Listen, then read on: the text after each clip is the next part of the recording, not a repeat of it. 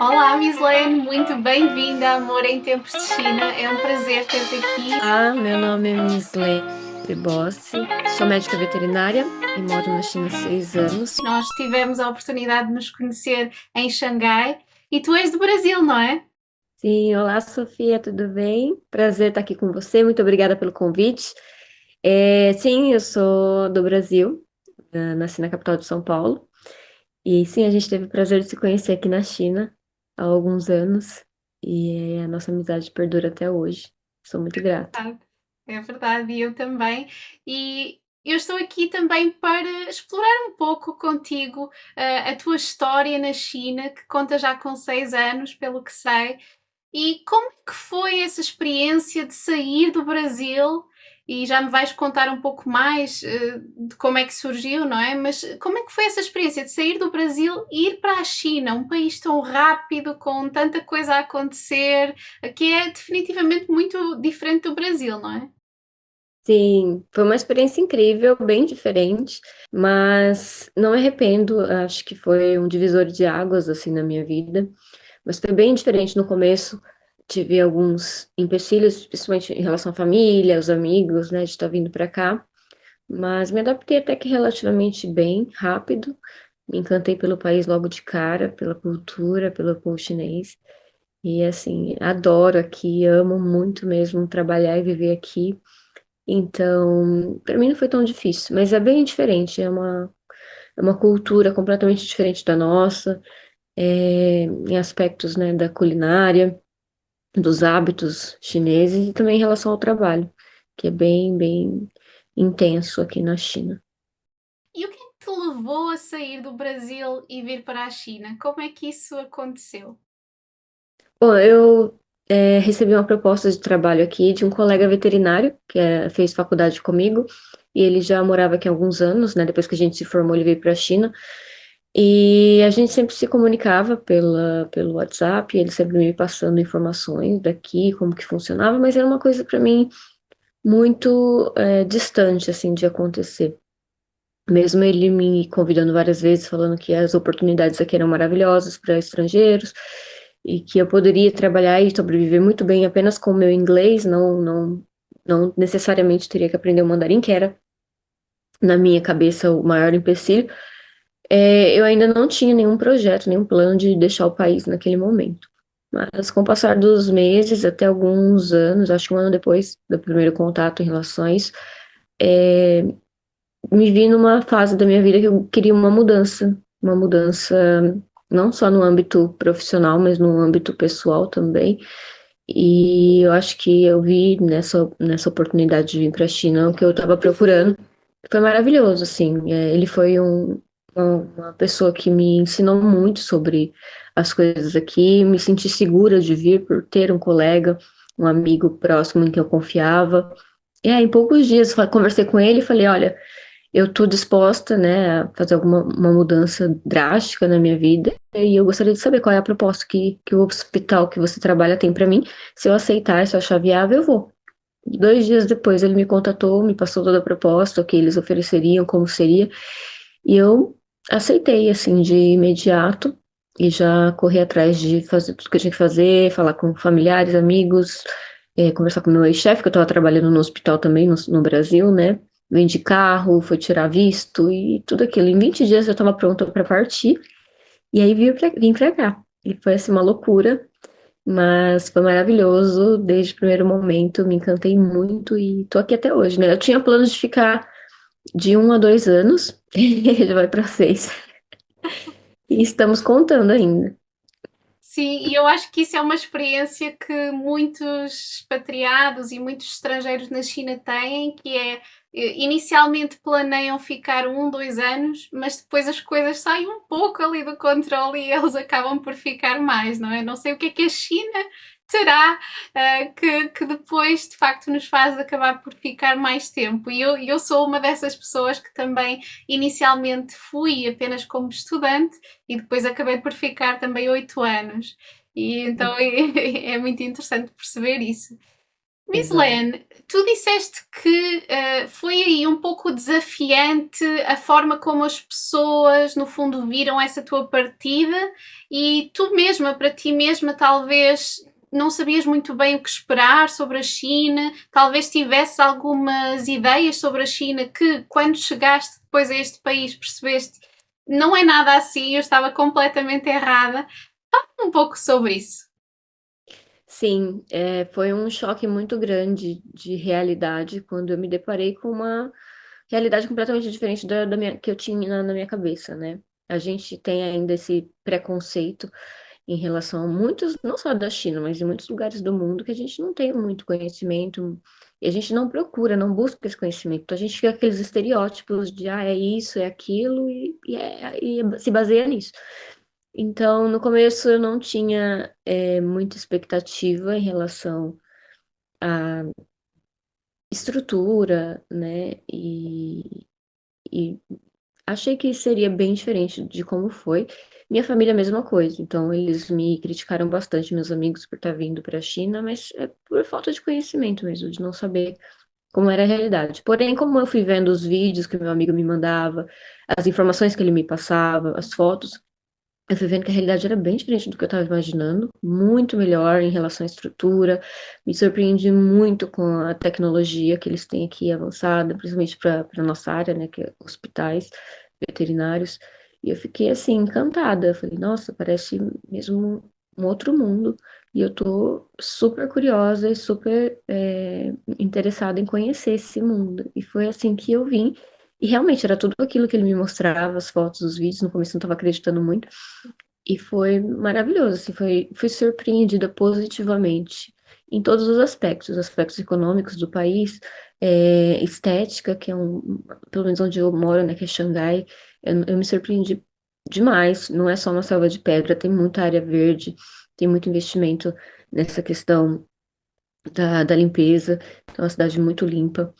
E a questão tecnológica também, né? A China tem essa beleza de juntar muito o tradicional com o moderno, isso que eu acho que me encanta aqui. Então, ao mesmo tempo que muitas coisas são muito tradicionais e eles preservam muito a cultura, eles têm uma evolução tecnológica muito, muito forte e muito rápida, e me dá meio de trabalhar de uma maneira mais tranquila e podendo passar mais confiança nos meus diagnósticos, nos meus tratamentos, em relação à estrutura de equipamentos e exames complementares que a gente tem aqui. Então, assim, foi realmente, para mim, foi uma descoberta incrível que eu realmente não esperava. Incrível. E eu já percebi que esse papel do teu mentor, dessa pessoa que já estava na China, foi muito importante também para decidires ir para a China e depois nesse processo inicial de adaptação. Conta-me um pouco como é que foi esse processo inicial de adaptação. Notaste algumas diferenças assim muito grandes, algumas dificuldades, um choque cultural? Conta-me um pouco sobre isso. Como você disse, eu me sinto muito privilegiada de ter tido um mentor aqui, que eu considero ele meu anjo da guarda, né? De ter me mostrado tudo, não vim desbravando, assim como você veio como estudante, sem conhecer pessoas aqui, não ter contato. Para mim foi diferente, então eu me senti segura, ele me mostrando tudo, mas ao mesmo tempo ainda era diferente para mim, né? Então levei algum tempo para me adaptar, por mais que eu já tivesse gostado de cara do lugar, algumas coisas realmente diferentes. É, mas assim, percebi principalmente, como eu já havia mencionado, em relação à estrutura, né, que a maioria dos hospitais aqui, hoje eu trabalho no terceiro hospital aqui na China, já passei por dois outros hospitais antes, mas todos eles tinham essa estrutura já de máquinas, equipamentos bem avançados tecnologicamente para exames, é, até estrutura com ressonância magnética, tomografia computadorizada, que são coisas assim que a gente só tinha mesmo em grandes centros de diagnóstico no Brasil e a gente realmente encaminhava e não tinha acoplado nos hospitais. Então, isso para mim foi um desafio, né, de aprender a trabalhar com isso também, que eu nunca tinha tido contato antes no Brasil. E outro aspecto também foi o poder aquisitivo dos clientes, que no Brasil geralmente a gente trabalha com pouco, né? Porque a pessoa não tem muito condição de pagar exame, um tratamento, mas mais caro para o seu animalzinho. Então a gente sempre trabalhava ali com o feeling. O veterinário brasileiro é um profissional que eu admiro muito, porque ele trabalha com muito pouco, tenta fazer o melhor com o que pode, com o que consegue. E a gente usa mesmo o sexto sentido, o feeling ali da nossa experiência. Mas aqui a gente consegue trabalhar de uma forma muito mais tranquila, muito mais confortável, porque a gente tem tudo que a gente precisa, as ferramentas ao nosso redor, e também porque o pessoal tem poder aquisitivo. Então, se a gente precisa desses exames, daqueles exames, geralmente, né, claro, tem exceções, mas geralmente os clientes também são muito abertos a aceitar os exames indicados pelo veterinário. Então, a gente consegue fazer diagnósticos melhores, oferecer tratamentos melhores, tratamentos mais compostos, né? Não tão simples como a gente faria no Brasil. Mas tem alguns desafios também, algumas diferenças. Por exemplo, algumas medicações são proibidas ainda aqui na China para animais, que são extremamente importantes na prática médica. Em alguns hospitais humanos até encontram mais, mas em veterinária é muito mais difícil, como por exemplo opioides, né, os medicamentos opioides, que é de extrema importância para controle da dor, e a gente tem que trabalhar com outras opções menos potentes. Que também não é impossível, já estou aqui 6 anos, já me adaptei, já sei como trabalhar com isso, mas foi um desafio no começo. Não só nesse sentido, também outros tipos de medicações e coisas que a gente não tem permissão de usar na China, por conta das leis. E outro desafio, acho que talvez o maior para mim, da diferença cultural de trabalhar como médica veterinária na China, é em relação à legislação e leis de proteção animal, que infelizmente ainda está engatinhando aqui na China e no Brasil. A gente já tem delegacias de proteção animal, a gente já tem leis, a gente já tem disque denúncia, a gente já tem tudo isso. Então, se você vê alguns maus tratos, né, a gente consegue lidar com isso e ter uma resolução do problema. Aqui ainda, infelizmente, ainda não tem muito isso. O animal é meio que é um bem do proprietário, né? Então, o proprietário tem o direito de fazer o que bem quer do animal. Claro, a maioria dos chineses não tem diferença com o povo brasileiro, trata muito esse animalzinho, cuida muito bem, mas sempre tem aqueles casos, né, de abuso animal, maus tratos animais, em qualquer parte do mundo. Mas a gente ainda não tem muito o que fazer em relação a isso, o que recorrer. A gente usa nossas vozes, né, para tentar fazer o discernimento da informação e até mesmo essa educação. Eu faço muito essa educação com os meus clientes, né, de educar eles em relação ao animal é uma vida que precisa de respeito, precisa de uma posse responsável. A geração mais jovem aqui da China já tem isso muito em mente, mas a geração mais antiga ainda viu muito o animal como apenas um animal, um objeto, né, que tá ali e não precisa de tanta coisa, só talvez um resto de comida já seria suficiente. E a gente aos pouquinhos vai conversando e vai tentando fazer com que isso mude, mas eu acredito que aos poucos, em alguns anos, isso já vai estar bem diferente, porque pelo que a gente vê na evolução da indústria pet aqui na China, não tem como só evoluir de um lado, e só aos poucos vai evoluir de todos os lados, e a pressão também da população, né, que está engajada nesse sentido, talvez te envolva bastante e influencia em novas legislações futuras para a proteção animal. Sim, e é muito importante tu falas nessa questão da proteção animal e da educação da população em relação ao tratamento dos animais. E eu lembro-me que quando eu vim para a China, uma das coisas que eu mais ouvi e continuo a ouvir quando falo da China, dessas pessoas que vivem em Portugal ou outros países até, é muito essa questão de mas os chineses ainda comem cão, os chineses comem gato. E como é que tu lidas com isso, não é? Talvez as pessoas já te abordaram e disseram esse tipo de comentários. E qual é o fundamento disso, talvez, e o que é que tu vês realmente da forma como os chineses tratam os animais? Olha, realmente foi, eu acho que é a principal que a gente escuta. Eu também escutei muito isso quando eu vim pra cá. Poxa, mas os chineses comem os cães e os gatos. Que vai fazer lá como veterinário? Eles não têm animal como estimação, eles têm animal como comida. Que é também uma coisa que a gente tem muito enraizada, mas que não é verdade, né? Você já viveu aqui, você sabe disso. Eu nunca conheci ninguém, nunca vi aqui em Xangai o consumo de carne animal, tanto gato ou rato, ou cachorro. Não vou mentir, você sabe que em algumas províncias ainda isso acontece, é comum também na Coreia, como em muitos outros países também acontece, mas a maioria dos chineses não tem essa prática e veem isso como uma coisa que não é, que, como posso dizer, não é errado, mas não é uma coisa que eles fariam, eles veem como estranho também.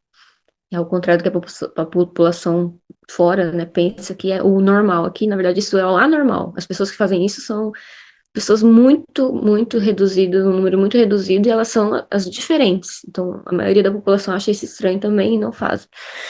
Então, como eu vejo isso, eu tive que ter uma cabeça muito aberta para poder lidar com essa situação que, né, pra gente que é acostumado com tratar o animalzinho, principalmente no meu país, como membro da família, isso soa muito estranho.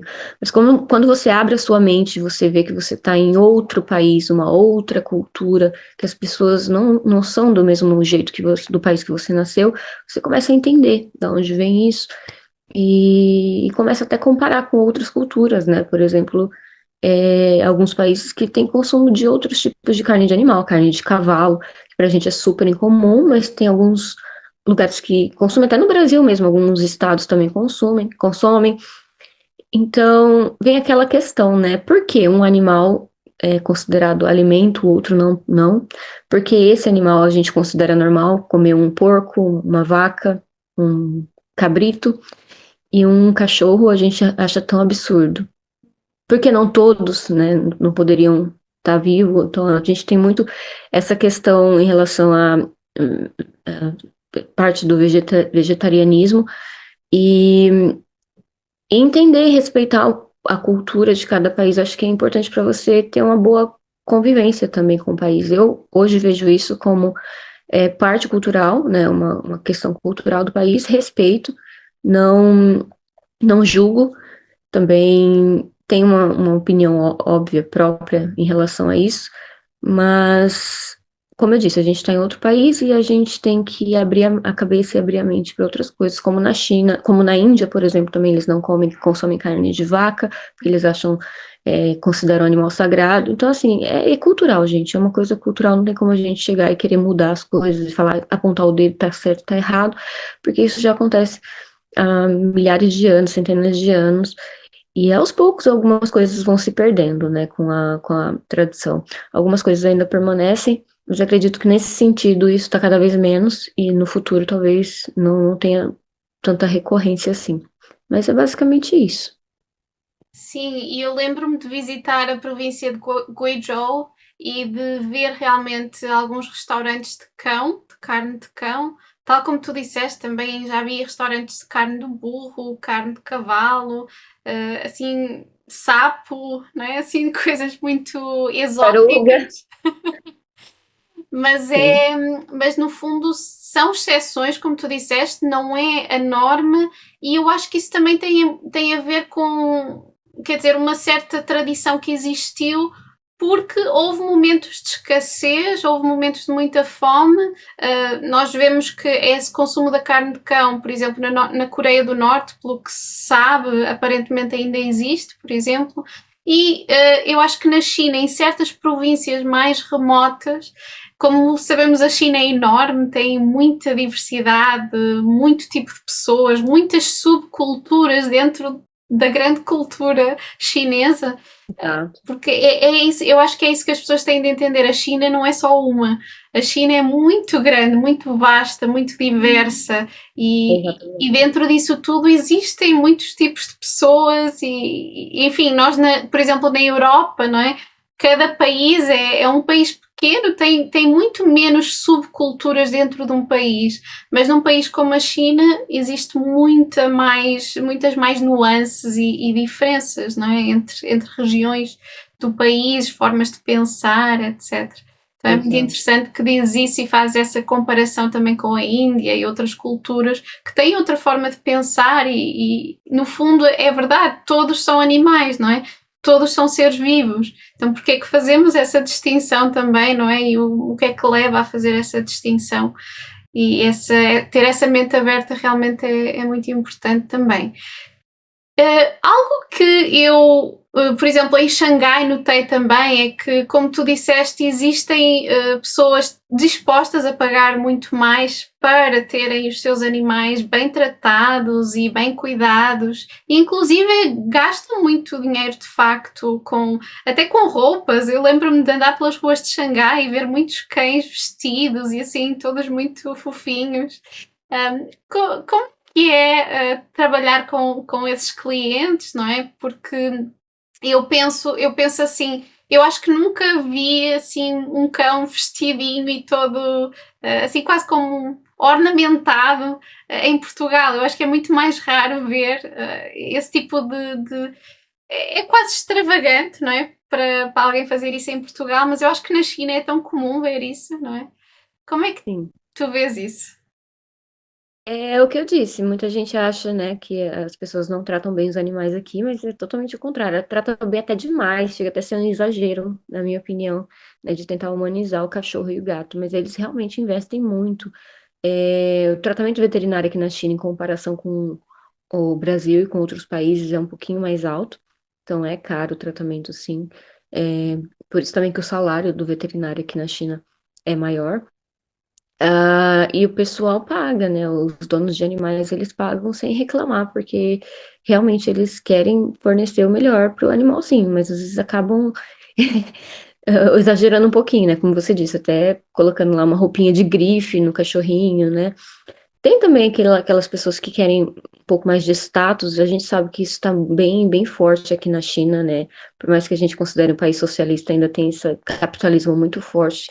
Então tem muitas lojas de marca aqui e o pessoal consome pra caramba, né? Então aí acaba também respingando aí nos pets, né? No cachorrinho, no gatinho, principalmente as pessoas que têm muito poder aquisitivo, né? E, e eles realmente são um pouco extravagantes nesse sentido. No Brasil até tem também um pessoal que põe uma roupinha ou outra quando tá mais frio, mas nada tão extravagante como eu vejo aqui. Mas foi diferente para mim no começo é, ver esse comportamento, mas também já é uma coisa que eu me acostumei. E eu prefiro que até seja assim do que seja ao contrário, né? Não dando a mínima atenção para o animal, não levando no veterinário quando precisa, alimentando o animal com resto de comida e não com uma ração boa, de qualidade. Por mais que tenha exageros aí, eles ainda estão tentando fazer o melhor para oferecer o melhor para o animalzinho deles. E eu fico muito orgulhosa de saber que eu tenho muitos clientes chineses que realmente se preocupam, que realmente seguem à risca o que eu peço, os tratamentos, porque eles realmente gostam e querem o melhor para o seu animalzinho. O facto de tu trabalhares maioritariamente em língua inglesa, penso eu, será que isso também determina o tipo de pessoas com quem acabas por trabalhar, o tipo de clientes com os quais trabalhas? E como é que é essa experiência também de trabalhar em inglês? E se sentes ou não falta de falar mandarim? Olha, eu tinha e tenho ainda, né? Mas tinha quando eu cheguei uma meta pessoal de aprender a falar, e escrever e ler mandarim. Hoje eu consigo identificar alguns ideogramas, consigo ler e consigo falar o básico também, que é uma coisa assim que eu não imaginei que eu conseguiria me comunicar em mandarim. Porém, é uma coisa que eu não preciso no meu trabalho. Por quê? Por duas questões. Primeiro, a maioria dos meus clientes são estrangeiros. É engraçado isso, mas a comunidade estrangeira geralmente procura médico estrangeiro. E não só brasileiros, mas de todo lugar do mundo. Tem clientes chineses também, e eles passam com veterinários estrangeiros, como tem cliente chinês que tem preferência também por médico chinês, né? Isso é engraçado. Mas, como eu atendo a maioria dos meus clientes são estrangeiros, eu trabalho com inglês. Quando eu tenho algum cliente chinês, se ele não fala inglês, porque a maioria dos chineses de Xangai falam um pouquinho de inglês, se ele não fala, eu tenho então uma assistente, né, uma tradutora, que está o tempo todo comigo na consulta, e aí eu faço a consulta em inglês, ela traduz em chinês, em mandarim, e o cliente pergunta em mandarim, ela traduz para mim. A gente tem essa comunicação e geralmente é bem tranquila, é bem normal. Já teve casos de eu estar sem uma assistente e conseguir lidar bem só com mandarim, né? No básico vai, assim, algumas coisas ainda se perdem, a gente tem ainda algumas outras ferramentas que a gente pode usar, como aplicativo de tradutor e tudo mais. Então, assim, sem comunicação não fica. Mas é muito confortável viver em Xangai só com inglês, então a gente não se força muito pro mandarim, porque é tudo muito internacional aqui, os restaurantes, os bares, cafés, então você se comunica muito bem em inglês, as pessoas entendem muito bem. Claro que tem chinês que não fala, que não se comunica, principalmente a geração mais antiga, mas as gerações mais novas, quase a grande maioria se comunica de uma maneira bem. Se não fala bem, pelo menos o básico consegue se comunicar ali com você. Mas ainda pretendo melhorar muito meu mandarim e é uma meta ainda que eu parei as minhas aulas por um tempo, agora eu vou voltar, porque eu acho muito importante você fazer uma imersão, né, quando você está num outro país, não ficar na sua bolha ali também, né. Então, muita gente vem aqui, só fica no inglês, só conhece pessoas do país dele, fica naquela bolha. Eu tenho muitos amigos chineses, então eu gosto de saber o que eles gostam de fazer, a cultura deles, o que eles fazem nos dias de folga, a gente sai sempre, eles me levam nos lugares que eles gostam de ir. Eu acho que essa imersão no país verdadeiro é muito importante e isso me cativa, assim, de uma forma que é por isso que eu realmente gosto daqui. Eu fico apaixonada de saber o jeito deles, as, ah, os gostos, né, os hobbies, algumas coisas são bem engraçadas, bem diferentes, e aí a gente vai aprendendo. Eu acho que isso não tem preço. Essa bagagem que você traz de estar ali realmente convivendo com as pessoas do país, entendendo melhor sobre a cultura, é muito, muito rico. Tu falaste de que admiras muito o profissional do Brasil, o veterinário do Brasil. Quais são essas diferenças que tu notas entre ser veterinária no Brasil e aqui, tendo em conta também essa questão da realização profissional? Porque tu falaste de que aí tens mais acesso a tecnologias, tens uns clientes com um poder aquisitivo superior também. Qual é como é que tu te sentes em termos de realização profissional aqui? E será que até te verias a voltar ao Brasil e trabalhar como veterinário no Brasil, por exemplo? Olha, é, é um sonho para mim trabalhar aqui, porque, como eu disse, eu me sinto muito confortável trabalhando com as ferramentas, todas as ferramentas que eu tenho. Acho que é o sonho de todo médico veterinário do Brasil, poder trabalhar, oferecer o melhor para o seu cliente, para o seu paciente. E às vezes não é realidade. A gente tem que trabalhar com o que a gente tem e fazer mágica, né? Então, assim, eu me sinto muito realizada. Eu acho que, como eu disse, eu não esperava encontrar esse avanço que tem na China, essa tecnologia toda. Aprendi muito, cresci muito profissionalmente. Em alguns outros aspectos em relação à diferença com o trabalho veterinário no Brasil e na China, é que aqui não tem muitos veterinários. Então, no Brasil, a gente tem muitas escolas de veterinário, então, todos os anos, muitos profissionais estão se formando, então, a concorrência também é um pouco maior. Aqui a gente ainda sente dificuldade com especialidades, né? Por exemplo, eu me especializei em oftalmologia e a gente não encontra muitos médicos oftalmologistas. Então, cada vez mais isso está melhorando, está aumentando, os veterinários chineses estão se especializando, mas é uma realidade ainda bem diferente em relação ao Brasil. Por exemplo, a Xangai atende muitas províncias, muitas cidades ao redor que não se encontra, assim, questão de milhares e milhares de quilômetros, um oftalmologista veterinário. Então, a gente recebe muito paciente de outras cidades, geralmente por conta disso. Eles não têm os equipamentos necessários no hospital para oftalmologia, porque eles não têm o conhecimento em oftalmologia. Então, essa também é uma diferença no Brasil. A gente tem muita especialização, muitos profissionais especializados, até demais. Eu voltaria, assim, a trabalhar no Brasil um dia, talvez com a bagagem que eu tenho aqui na China, isso vai me trazer muitos benefícios no Brasil. Porém, não sei se eu vou me acostumar novamente a não ter as ferramentas que eu tenho aqui para trabalhar, né? Que a gente meio que se acostuma com o que a gente tem aqui. Aí vai ter que voltar, talvez, num local que não tenha todos os equipamentos mais avançados que a gente tem aqui, mas sempre dá um jeito, né? Se adaptar novamente. Mas é maravilhoso. Eu acho que não só aqui, talvez até em outros lugares do mundo, talvez a Alemanha, né, que é um polo muito grande também para medicina veterinária, Estados Unidos, talvez tenha esse avanço tecnológico. Mas eu acho que é o sonho de todo veterinário. Me sinto muito realizada profissionalmente de estar trabalhando em volta de tanta, tantas ferramentas, né, que a gente geralmente utiliza no nosso dia a dia. Sim, e eu já entrevistei um arquiteto aqui para o Amor em Tempos de China, em que ele dizia algo muito semelhante. Ele dizia que na China sentiu que podia fazer tudo porque tinha as ferramentas todas, tinha projetos muito maiores, não é? Assim, que ele disse que a China o habituou mal, que esse é o É, problema, não é? realmente, a gente se acostuma. Deu tanta coisa e tanta oportunidade que depois, quando se sai da China e se percebe que não é assim no mundo inteiro ainda, e se calhar às vezes, como um profissional, não se obtém tanta realização e tantas ferramentas para trabalhar. Realmente é algo muito único da China, eu acho, não é? Até porque a escala da China também é enorme, não é? Existem tantas oportunidades e para estrangeiros ainda mais, não é? Porque não somos assim tantos. Eu, neste momento, não estou na China, mas já vivi na China por 8 anos. E de facto, nos últimos anos tem-se assistido a muitos estrangeiros até deixarem a China, não é?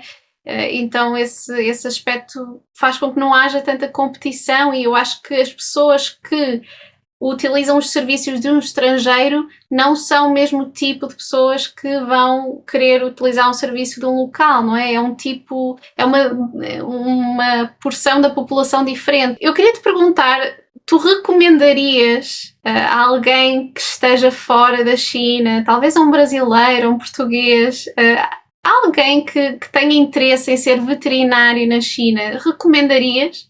Olha, eu recomendaria, porque no meu caso foi maravilhoso, a minha experiência foi incrível, porém não vou dizer que é fácil, né? É, eu costumo dizer que as pessoas ou amam ou odeiam. Eu tô falando aqui, isso tudo parece ser maravilhoso, porque foi a minha experiência, é o jeito que eu vejo a China. Mas eu tenho também colegas que vieram para cá e não ficaram felizes, não gostaram, não se adaptaram à cultura, não se adaptaram ao jeito dos chineses, que é diferente do nosso. Tem muitas coisas que, para algumas pessoas, é uma coisa assim, inadmissível, para mim é tranquilo, né? Em alguns aspectos da, da educação deles, e do o conceito que eles têm em relação à limpeza e algumas outras coisas que são culturais, basicamente. E tem gente que não gosta, né? Tem gente que vive aqui só mesmo pelo fato de receber um pouco mais, um salário maior, mas não é feliz, não consegue se soltar e ver realmente o país de uma maneira boa, assim, né? Por mais que tenha todas essas qualidades, todas essas coisas positivas que eu mencionei, ainda tem sim a chance de não ser uma experiência boa para você. Uhum. Então, se você tem, né, a mente aberta, se você tem o coração aberto para aceitar uma cultura diferente da sua, para aceitar que todo país tem sim os seus pontos fracos e as coisas que precisam melhorar, né? Eu não estou aqui para criticar o país, que é de onde eu tiro o meu sustento, mas eu sei que a China sim tem muitas coisas que precisam de um olhar mais atencioso, que precisa de uma evolução em alguns aspectos, mas eu prefiro olhar para os pontos positivos, eu prefiro ver sempre a coisa pelo lado bom. Então, se você é esse tipo de pessoa, acho que você vai se dar bem aqui, acho que seria uma ótima oportunidade. Agora, se você vem com a cabeça fechada, com a mente fechada, já com esses preconceitos que a gente tem, talvez não seja uma experiência tão legal para você. E quais são as skills? O que é que um profissional tem de ter para trabalhar em medicina veterinária na China? Já disseste que o mandarim não é essencial, embora possa ajudar. Que outras capacidades, que outras habilidades é que a pessoa tem de ter? O principal, acredito que seja você ter um diferencial, porque veterinário aqui tem bastante, né? Mas como eu disse, não tem muita especialidade. Então, se você tem um conhecimento a mais em cardiologia, ortopedia, oftalmologia, que é a minha área, você vai se destacar muito e vai ser muito procurado no mercado. Se você for apenas um médico veterinário que se graduou, que se formou, não vou falar que não vai ter emprego, talvez você consiga trabalhar, mas vai ser, talvez, é, não tão requerido, né? Talvez os hospitais já tenham bastante veterinários, eles não têm falta de encontrar veterinários clínicos gerais. Talvez por ser estrangeiro, também querer atrair o público estrangeiro seja uma questão legal, mas se você tem uma especialização, isso é um ponto maravilhoso, positivo demais. Então, basicamente é isso. Se você tem vontade de aprender também a se comunicar em mandarim, está disposto a aprender, porque às vezes vão ter alguns momentos que você vai ter que lidar com clientes chineses e nem todos os hospitais vão oferecer o serviço de assistente que traduz. Você saber um pouquinho de mandarim, isso vai ser um plus para você conseguir ter mais clientes e captar mais pacientes, né, para o hospital. Mas basicamente é isso. Você precisa ter um inglês razoavelmente bom, principalmente com termos técnicos, sobre isso apenas. Eu, quando vim para cá, o meu inglês era intermediário, mas eu melhorei mesmo aqui, falando e conversando também. Isso traz uma bagagem muito boa. Mas tendo um inglês razoavelmente bom, vai te dar todas as ferramentas necessárias para você trabalhar. E aos pouquinhos ir adentrando, né, na cultura, aprendendo mandarim, para cada vez mais estar adentrando, se enraizando aqui nesse país. Mas é basicamente isso. Um diferencial, talvez uma especialização seria a chave. E como encontrar oportunidades profissionais na China? Para alguém que nunca tenha visitado a China, talvez não tenha um mentor, alguém que conhece na China, que possibilidades é que existem para encontrar oportunidades profissionais como veterinário? Aqui na China, infelizmente, muita coisa acontece por indicação quando você está aqui. Então, o que eu aconselho é quem tem vontade de trabalhar aqui, de conhecer, talvez venha primeiro para passear, venha visitar o país, fazer alguns contatos, entrar em alguns grupos. A gente tem grupos, né, no WhatsApp, no WeChat, e o pessoal está sempre postando vagas de trabalho. É assim que as coisas acontecem. Você esperar entrar em contato com uma empresa do Brasil e fazer entrevista e trabalhar, acho que não é impossível, mas é uma coisa muito difícil de acontecer. Comigo, por exemplo, foi indicação, com os outros veterinários que eu conheço também foi por indicação, por convites. Então é assim que as coisas acontecem majoritariamente aqui. A outra questão também seriam as plataformas que os chineses usam, como o LinkedIn, por exemplo, tem muitas ofertas, né, de trabalho.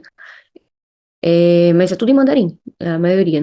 Eles não postam em inglês, porque eles não estão esperando, né, que muitos estrangeiros venham trabalhar na China. E tem muitos poucos veterinários. Eu acredito que eu seja a única veterinária brasileira mulher na China. E junto com meu amigo, nós somos os únicos dois brasileiros. A gente tem outros veterinários, um da Alemanha, um da Sérvia. Eu não me lembro, não me recordo mais. A gente tem mais ou menos 8 veterinários estrangeiros em Xangai, só. Uhum. E então, assim, eles não estão esperando, né, que os veterinários venham para cá. Então, acredito que você, usando essas plataformas, traduzindo, né, com a ajuda dos aplicativos aí, vocês consigam achar algumas ofertas legais, talvez manter os contatos. Mas o principal mesmo é vir para cá, fazer contato, conhecer gente, visitar hospitais, ver como funciona, conversar. Acho que seria um ideal. E também é uma oportunidade de você ver se você quer ou não, se você gosta ou não da cultura, da comida, em vez de, né, fechar tudo por distância, a distância, e depois chegar aqui e perceber que não é o que você gostaria, o que você não gosta, e aí desistir. Então, venha passear, venha conhecer, se você tiver oportunidade, e aí faça contatos, vai ser mais interessante. Sim, eu acho que ter contactos é realmente o mais importante e especialmente como tu disseste, o WeChat é fundamental na China. Portanto, instalar o WeChat, procurar grupos, não é? De, por exemplo, no caso de brasileiros ou de portugueses ou de estrangeiros no geral, que existem milhares ou milhões, eu não sei, de grupos no WeChat onde se podem explorar oportunidades profissionais e, claro, é preciso terem atenção também que tipo de oportunidades enfim, ter ali alguma ajuda de alguém que já esteja no local e de profissionais até da mesma área. Eu acho que isso é um excelente conselho. O LinkedIn, no caso, eu penso que na China já está desativado, ou seja, eu acho que não tenho a certeza porque eu agora não estou na China, mas aquilo que eu ouço é que já não se pode aceder sem VPN. Não é? Embora talvez Precisa do algumas VPN, sim. talvez algumas empresas continuem a postar anúncios, mas acho que já não é tão focado na China propriamente dita, por essa razão. Sim. Mislene, falámos já do teu percurso profissional. Fala-me um pouco de como é ser mulher na China. Sabemos que é muito diferente de ser mulher no Brasil, certo? Sim. Fala-me sobre isso. Maravilhoso, assim, em alguns aspectos, né? Vamos falar das partes boas primeiro. Então, eu consigo sair à noite com as minhas amigas sem preocupação de pegar um táxi à noite, um Didi, né, que é o Uber aqui da China. Posso voltar a hora que eu quiser. É uma cidade não, um país muito, muito seguro em todos os aspectos, né? Muito tranquilo. Então, mulher aqui não precisa sair com medo, pode sair sozinha. Nossa, é outro mundo, gente. Quando você vivencia isso, você não quer sair desse conforto, porque você se sente muito seguro, realmente. Assim, não tem. A criminalidade aqui é muito, muito, muito baixa, até porque é proibido o uso de armas.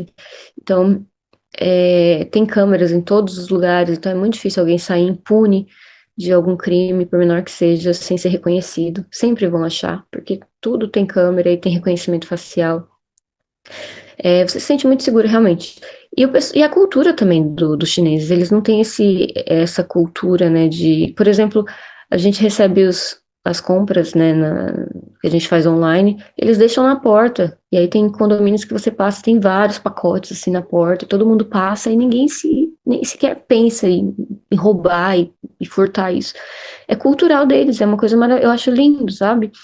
E também quando você esquece alguma coisa, uma bolsa no metrô, alguma coisa, sempre você vai achar nos achados e perdidos. É muito difícil achar alguém que vai pegar e tomar posse. E eu acho isso maravilhoso, assim. Então, esse é o ponto positivo, acredito. E tem também aquela questão ainda como ainda tem para proteção aos animais, ainda tem para as mulheres aqui, então tem ainda muita violência doméstica, que é o que a gente escuta, né? E a mulher também meio que, quando se casa, vira posse do marido. Isso é uma coisa que precisa ser mudada. A gente precisa falar sobre isso para a gente ter menos e menos casos de feminicídio e agressão à mulher. É coisa que a gente não ouve muito, na verdade. A gente não se sabe, né, se é porque são poucos casos ou se é porque o governo também não gosta de falar sobre isso. Mas tem bastante, e a gente sabe disso. Mas não quer dizer que as mulheres são maltratadas aqui, claro que não. Tenho muitos amigos chineses casados, tenho um relacionamento maravilhoso. Os homens geralmente são muito cavalheiros, são muito legais, mas sempre tem, né, um caso ou outro. E isso é a parte triste, talvez não melhorar também a regulamentação, legislação, proteção à mulher. Eu acho que no futuro também isso é uma coisa que precisa ser melhorada. Sim, sem dúvida. E eu acho que isso é algo que ainda existe muito tabu para se falar na China. Ou seja, talvez não ouçamos tanto exatamente porque as pessoas guardam muito aquilo que acontece dentro de casa, não é? Ou seja, Exatamente. eu acho que a minha experiência em ser mulher na China é de facto que é essa liberdade que tu falaste de sair a qualquer hora do dia sozinha. Eu lembro-me de ir na minha scooter às tantas da manhã, sem problema nenhum, sentir-me super segura.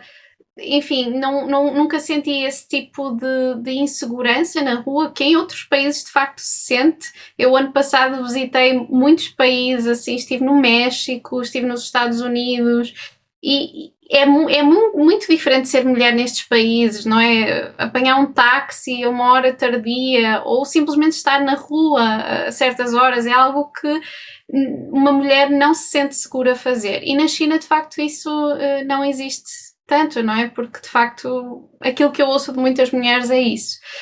Mas existe de facto essa questão da violência dentro de casa, não é? Porque lá está, não existe tanto essa. Eu acho que existe muito um tabu de facto para lidar com essas questões ainda. E sem dúvida que há muito trabalho a fazer, mas não só na China, não é? Eu acho que em tantas partes do mundo, Verdade, sem dúvida. verdade. Mislaine, uma última pergunta para te fazer. Se tu pudesses viajar no tempo e falar com a Mislaine que acabou de chegar à China, o que é que lhe dirias? Que pergunta boa. Vamos ver. A que acabou de chegar na China.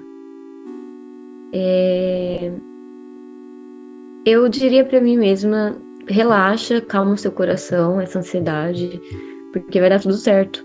Talvez agora você não se sinta capaz de lidar com essa mudança tão grande, ou de fazer o seu melhor, que era o meu principal medo quando eu cheguei.